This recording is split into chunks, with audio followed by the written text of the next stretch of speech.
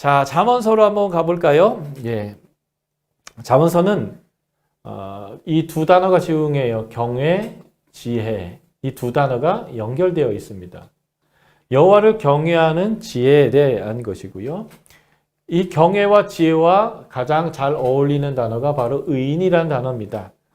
그래서 여호와를 경외하는 지혜는 다르게 표현하면 의인의 삶에 대한 가르침이다 라고 볼 수 있겠고요. 자, 잠언서의 구절 보면 그냥 모음집입니다. 모음집이어서 잠언서는 이제 표제들이 쭉 나오는데 그 표제가 누가 기록했는가 이제 솔로몬의 잠언이다. 솔로몬의 잠언이다. 지혜 있는 자, 지혜로운 자, 여기도 아게의 아들 아굴의 잠언이다. 르무엘 왕에게 그의 어머니가 한 잠언이다. 그래서 이런 이제 표제들이 있는데 이러한 표제에 따라서 언제 누가 편집했는지를 대충 알 수 있어서 이렇게 나뉘어 있는 책들을 묶어놓은 묶음집이다라고 이제 보시면 좋겠고요. 제가 여기에 이제 내 아들아, 의인, 악인, 지혜로운 자, 명철한 자, 슬기로운 자라는 단어를 이 본문에서 어떻게 사용하고 있는가라는 것을 봤는데요. 내 아들아라고 하는 이 단어가요. 이 전체에서 봤더니 바로 이 9장 18절까지가 내 아들이란 말이 24번 잠언서에서 나오는데 16번, 67%가 여기서 주로 사용됐다라는 거예요. 일종의 이 잠언서가 누가 누구에게 하는 말인가라고 하는 서론적인 내용이 이 앞부분에 있는 것 같아요.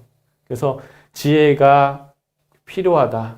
마치 왕이 아버지인데 그의 신하들이나 백성들이나 또는 그의 신하들에게 내 아들아 라고 이제 부르면서 지혜가 필요하다. 예. 그리고 지혜의 유익이 무엇이며 지혜에 대한 태도를 어떻게 해야 되는가. 다시 말해서 지혜는 꼭 가져야 되는 것을 지혜를 소유하고 애써야 된다라고 하는 그런 잠언서의 지혜에 대한 태도와 유익에 대한 그 서론적인 얘기들이 요 앞부분에 주로 많이 나왔어요. 그러면서 그걸 얘기할 때마다 내 아들아 라고 하면서 마치 부모가 스승이 자녀와 자신의 그 학생에게 얘기하듯이 이제 주로 이 앞부분이 얘기한다는 거고요. 여기 보시면 의인, 지혜로운 자, 명철한 자라고 하는 내용들의 대부분의 이 중요한 내용들이 다 70%부터 60%까지 요 내용 안에 다 들어있어요. 여기 10장부터 22장 안에 들어있죠. 이 말은 무슨 말이냐면 이 잠언서의 실제적인 지혜의 핵심적인 내용들은 요 본문 안에 다 들어있다라고 얘기하는 거예요. 그래서 이 전반부는 서론적인 내용이고 이 후반부에 의인과 악인의 삶에 대한 가장 중요한 내용들이 다루고 있다. 이런 것을 이제 우리가 볼 수 있는데요. 이것을 좀 정리해서 보면 잠언은 7개의 표제들이 있는데 그 표제에 따라서 아까 제가 말한 대로 이렇게 저자들을 나눌 수 있겠다라는 거고요. 그 표제를 봤더니 이 중에 1장 1절과 10장 1절과 25장 1절 봤더니 그 저자가 솔로몬이라고 되어 있는데 그 내용 전체를 봤더니 전체의 85%가 솔로몬의 잠언입니다. 그러니까 이제 이 잠언서는 편집 연대는 훨씬 이스라엘 후기일 수는 있지만 실제 이 잠언서에 들어가 있는 대부분의 내용 그리고 이 잠언서의 지혜가 꼽혔던 시간들은 솔로몬 통치 기간이다라는 것을 이제 우리가 알 수 있어요. 그래서 제가 이 책의 마지막 편집 연대가 아니라 지금 솔로몬의 통치 기간 안에 이 잠언서를 놓고 이 지혜를 배우려고 하는 거죠. 솔로몬은 지혜와 그것이 너무 뛰어났던 사람이기 때문에 이 잠언서의 저자로서 너무 충분하다고 볼 수 있고요. 특별히 요 30장 1절과 31장 1절에 이 아굴과 르무엘 왕이 저자로 나와 있는데 이 아굴과 르무엘 왕은 아마도 이방인인 것 같아요. 그러니까 이방인의 지혜를 또 이 성경 안에서도 이제 볼 수 있다는 거죠. 이 표제에 의하면 잠언은 대부분 현인인 왕에 의해서 기록됐습니다. 고대의 왕은 지혜로운 자였는데 특별히 신명기 7장, 17장이죠. 17장은 너희가 왕을 세우려거든 하면서 이제 왕의 조건이 되어 있는데 그 왕의 조건에 가장 중요한 게 이거예요. 하나님의 율법을 등사하여 평생에 자기 옆에 두고 읽으면서 하나님 경외하기를 배우고 율법의 모든 말씀을 지켜 행하는 것. 왕은 그 솔로몬의 왕의 역할인데 바로 재판하는 거잖아요. 그래서 하나님의 법이 세상에 법이 되도록 하나님의 질서가 세워지도록 그렇기 때문에 왕은 이 말씀을 등사해서 소유하고 있으면서 평생 읽고 지키는 삶을 사는 사람인데 그 왕이 바로 백성에게 또는 자신의 그 아들, 딸들에게 또는 스승으로서의 왕이 자신의 제자들에게 이 전반부의 10장까지는 내 아들아 라고 해서 지혜는 꼭 가져야 하는 것이다. 지혜는 유익하다라는 얘기를 하고 지혜로운 자의 삶은 이런 거다라는 가르침들이 이제 들어있는 거죠. 그래서 왕의 가르침, 다시 말해서 지금 우리로 얘기가 바르면 우리가 왕의 제사장들이잖아요. 우리가 왕인데 세상에서 우리는 이 하나님의 말씀이 세상의 기준이 되게 하는 그런 삶을 산다고 할 때에 여전히 잠언은 우리에게 꼭 필요한 책이 되겠다. 이렇게 우리가 이제 신학과 연결해서 보셔도 좋겠습니다.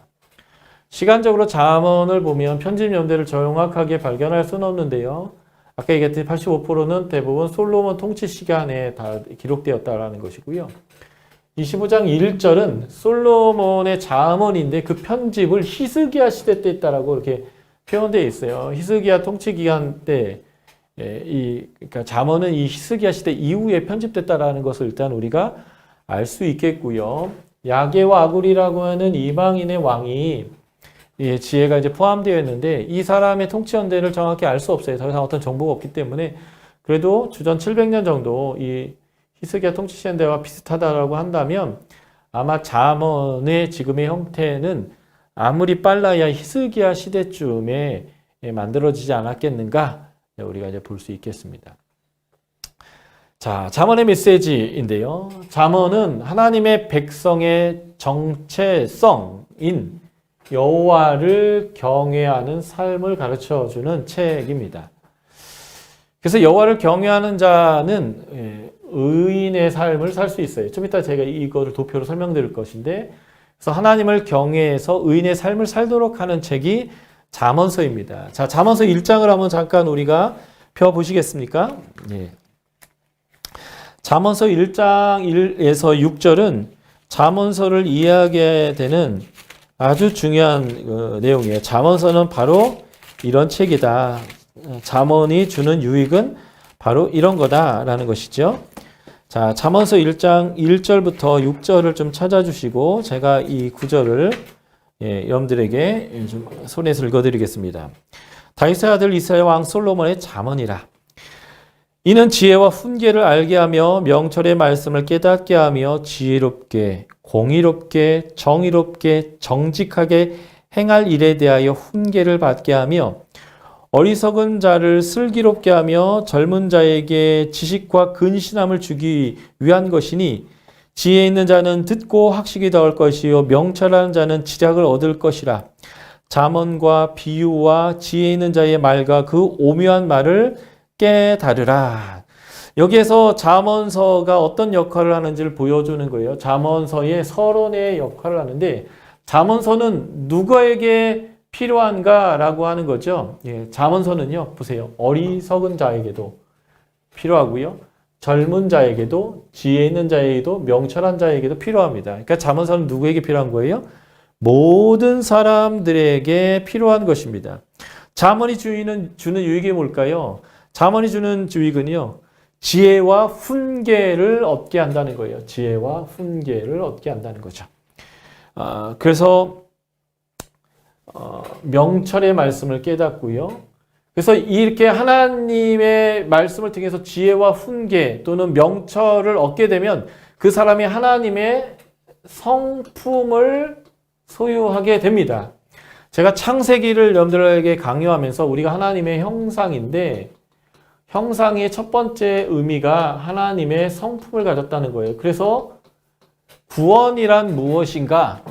구원이란 이 하나님의 성품을 회복해가는 과정이라고 말씀드렸거든요.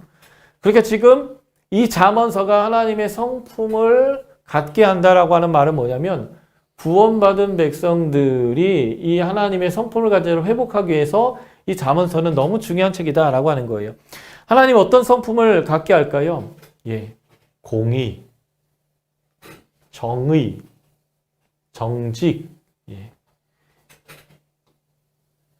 이게 아주 중요한 하나님의 성품입니다. 이사야서나 미가서나 예언서들을 보면 왜 이스라엘이 망했는지를 설명할 때 공의와 정의를 버렸다는 거예요. 아모스서나 뭐죠? 예. 그래서 하나님의 공의와 정의를 버리고 정직하지 않았기 때문에 하나님 이것을 율법을 어겼다라는 대표적인 표현으로 쓰는 거예요. 정직하지 않다, 공의롭지 않다, 예, 공의를 행하지 않았다. 다시 말해서 이 부분이 정말 하나님의 백성이 굉장히 중요한 가치예요. 특별히 하나님의 백성들이 정치를 한다거나 하나님의 백성들이 경제계에서 일을 한다거나 특별히 하나님의 백성들이 매스컴의 영역이죠. 이런 데서 일을 할 때는 이 부분이 너무너무 중요해요. 돈이 되고 명예가 되고 내가 이기만 한다면 정치권에서 매스컴에서 있는 소리 없는 소리 막 만들어가지고 이렇게 행하는 것들을 우리가 이제 막 보게 되잖아요. 세상은 이기면 장땡이다라고 표현해요. 그래서 공의롭지 않아요. 정의롭지도 않습니다. 그래서 정치인들은 뭐 7개, 8개 인격이 있다라고 할 정도로 그냥 그렇게 해요. 왜냐하면 표만 얻으면 되니까. 그런데 하나님 나라는 그렇지 않아요. 하나님의 나라는요. 공의롭고 정의롭고 정직해야 됩니다. 하나님 나라의 성품을 갖게 하는 것이 잠언서다라고 얘기하는 것이죠. 예, 그래서 이것은 어리석은 자를 슬기롭게도 만들 수 있고요. 젊은 자, 이 젊은 자라고 하는 표현의 원어적 의미는 실수를 할 수 있는 그런 사람이란 의미에서 어리석거나 미련하다와 좀 연결돼 있어요. 예. 그래서 젊은 사람들은 진중하게 행동하지 못하죠. 그래서 실수도 많아요. 혈기대로 막 움직이죠. 그런 사람들에게 어떻게 행동해야 되는 지식과 근신함을 준다는 이게 굉장히 중요하죠. 이것도 하나님의 백성이 가져야 될 아주 중요한 성품 중에 하나인 것 같아요. 예. 그래서 어리석고 젊은 자들에게만 이게 동의됐고, 에게만 이 말씀이 필요한 게 아니라 지혜 있고 명철한 자에게도 이 잠언서는 여전히 유효합니다. 예. 그러니까 모든 사람에게 필요한 거죠. 그래서 그런 사람들이 학식을 더 얻고 지력을 더 얻게 된다는 거죠. 이게 잠언서의 유익입니다. 다시 말해서 우리가 하나님의 백성으로 구원받은 백성이라면, 그리고 이 땅이 하나님의 질서대로 살아가도록 하는 하나님의 성품을 가지려고 한다면 우리는 잠언서를 즐겨 읽어야겠다. 이게 이제 잠언서 1장 1에서 6절까지 나오고 있는 이 서론적 얘기가 주는 잠언서에 대한 가이드입니다. 잠언서는 이 도표만으로도 설명이 충분히 되어진다고 저는 생각해요. 자, 잠언서의 핵심 단어는 일단은 경외하는 것입니다. 여호와를 경외하는 것이 지식의 근본이다라는 거죠. 여호와를 경외하는 사람들이 보이는 태도가 있습니다. 그건지 뭔지 아세요? 하나님의 말씀을 들으려고 한다라는 거예요. 이 잠언서에서는 부모의 말씀을 어미의 말, 아비의 말을 듣는 것으로 표현합니다. 이게 이제 굉장히 중요한 거죠. 예, 부모와 자녀의 관계는 남편과 아내의 관계와도 유사한데요. 이게 이제 에베소서에 나오는 거죠. 빌립보, 골로새서랑. 이쪽이 강자고 이쪽이 약자고요. 이쪽이 권위자고 권위에 복종해야 되는 사람인데, 이 자녀가 부모에게 또는 남편에게 아내가 귀를 기울이고 그 말에 순복한다는 것은 결국 하나님에게 순복하고 하나님의 권위를 따른다라는 의미와 연결된다라는 거예요. 그래서 부모, 아비의 소리와 어미의 소리를 듣는 것으로 이제 여호와의 경외함을 표현하는 건데, 그렇게 들으려고 하는 사람은요, 결국 지혜로울 수밖에 없어요. 마음이요, 특별히. 마음이 지혜롭고요. 지혜와 지식이 있고, 그래서 그를 지혜로운 아들이라고 표현하고, 지혜를 얻는 자라고 표현하고, 명철한 자, 슬기로운 자라고 표현합니다. 그래서 이런 거와 관련된 구절이 총 65절이나 나와요. 그러니까 여호와를 경외하면 말씀을 듣기 때문에 지혜롭고 명철한 자가 됩니다. 그런데 반대로 여호와 경외하기를 거절하는 자들이 있어요. 이런 사람들은요, 하나님의 말씀을 귀담아 듣지 않고 듣지 않으려고 합니다. 이 하나님의 말씀을 안 들을 뿐만 아니라 하나님의 말씀을 하는 부모의 말도 영적인 아비인 목회자나 선교사님들의 말도 듣지 않으려고 하죠. 그런 사람들을 뭐라고 표현할까요? 단적으로 어리석다 이렇게 표현합니다. 어리석다. 그래서 어리석은 자, 지혜 없는 자, 거만한 자, 미련한 자 이렇게 표현하고요. 여기 지혜 있고 명철한 자의 표현이 65절이라면 이 무식하고 미련한 자가 거의 2배 가까운 102절이나 언급하고 있거든요. 그만큼 사람들이 여호와를 경외하지 않아서 이런 모습들을 보이고 있다는 거예요. 그래서 이 말씀을 듣고 지혜 없고 명철한 자는요, 당연히 그 지혜롭게 행동하기 때문에 그는 의인이라고 불릴 수밖에 없는 거예요. 그러니까 의인이 되는 방법은 다른 게 아니라 들을 줄 아는 지혜자가 되는 거고요. 들을 줄 아는 지혜는 어디서부터 오냐면 여호와를 경외함으로부터 온다라는 거죠. 그래서 이 경외함으로부터 출발하는 거예요. 그러나 미련하고 하나님의 말씀을 무시하는 자들은요, 어떻게 해야 될 바를 모르고 근신하지 못하니까 아주 그냥 지 마음대로 소위 말해서 자기 육적인 욕구에 따라 행동하는 거예요. 그러니까 악하고 죄인이라고 표현할 수밖에 없는 거죠. 그래서 이 의인들의 삶이 어떠냐, 이 의인들의 삶이 어떤지를 또 이 악인들의 삶과 언어와 결정이 어떤지를 쭉 이 잠언서에서 얘기하는 거예요. 보십시오. 의인들은 마음을 잘 다스립니다. 특별히 이 많은 양을 보십시오. 뭐와 관련돼 있어요? 정직함이요. 하나님 나라의 백성에서 정말 중요한 게 뭔지 아세요? 정직이에요. 정직. 그런데 우리는 명예 앞에서, 재물 앞에서, 또 사람을 두려워해서 이 정직하기를 포기하는 게 가장 큰 문제 중에 하나입니다. 그래서 의인은요, 지혜로우니까 겸손하고요, 완전하고요, 마음이 신실하고요. 마음이란 단어 계속 강조돼요. 잠언에서는 마음이 굉장히 중요합니다. 그래서 훈계를 좋아하고요, 견책을 달게 받고요, 진실하고요, 화평을 논의하고요, 여호와를 경외하고요, 노하기를 더디하고요. 하나님 성품이죠. 공의를 따라가고 정직하게 말하고 정직한 자, 여기 정직 또 나오네요. 의로운 입술을 가지고 있고요. 예. 깨끗하고요. 성품이 냉철하고요. 말을 아끼고요. 사실 이런 모든 것들은 어디서부터 오는가? 예. 하나님의 말씀을 경외함으로 읽으려고 하고 들으려고 하고 묵상하려고 하고 암송하려고 하고 하나님으로부터 오는 지혜로 살아가려고 하는데, 그래서 의인은 다른 게 아니에요. 도덕적으로 깨끗하다라는 개념보다는 하나님하고 가깝고 하나님을 경외하고 그래서 들을 마음과 들을 귀가 있는 자다 이런 거예요. 악인의 특징은 뭘까요? 예, 자기 마음대로 하는 거예요. 사악하고요. 마음이 굽어져 있고요. 잘하라고 징계할 때 징계를 싫어하고 버리고요. 훈계를 버리고요. 말씀을 멸시하고요. 훈계받기를 싫어하고 훈계를 업신여기고요. 안 들어요. 마음이 벌써 강팍해서 안 듣고요. 그러니까 화 잘 내고요. 쉽게 분내고요. 불의하고요. 이웃을 업신여기고요. 악을 행하는 자고요. 마음 조급하고요. 가난한 자 학대하고요. 가난한 자 조롱하고요. 자기 돈 좀 있다고 자신이 뭔가 더 나은 인생인처럼 생각하는 사람들이요. 이런 사람들이 여호와를 경외하지 않고 지혜가 없는 사람들이 보여준 태도들이거든요. 이 교과서의 이 잠언 이해의 도표를 제가 이렇게 잘 그려놨습니다. 이게 제가 잠언서를 수없이 읽으면서 이것을 한 그림으로 그려냈으면 좋겠다 싶어서 계속 하나님 앞에서 기도하면서 잠언을 읽으면서 제가 이 도표를 그려냈어요. 그러니까 결국 이게 잠언을 하나로 보여주는 도표입니다. 여호와를 경외함이 가장 중요합니다. 그래야 들을 마음과 들을 귀가 있어요. 그런 사람은 당연히 의로울 수밖에 없다. 그래서 이 잠언서는 하나님을 경외하도록 가르치고요.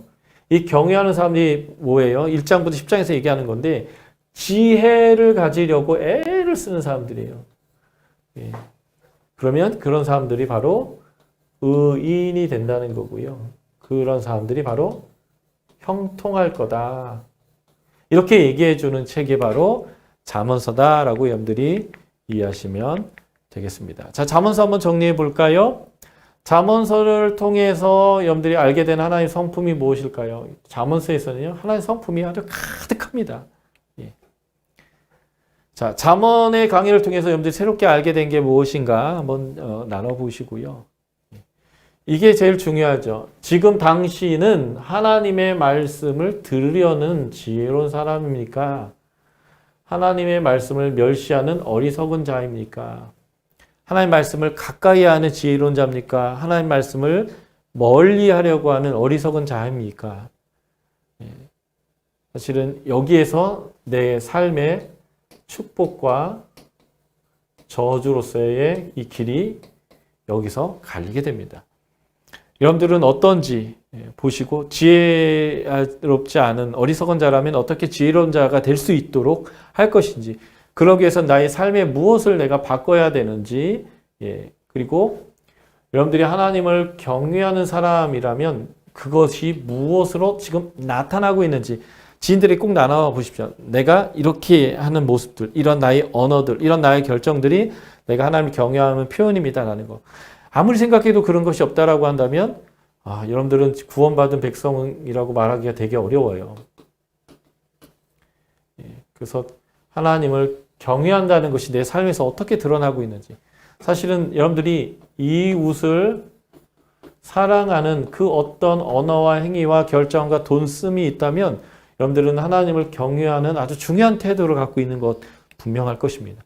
어쨌든 여러분들 이 내용들을 가지고 한번 잠언서를 정리해 보시면 좋을 것 같습니다.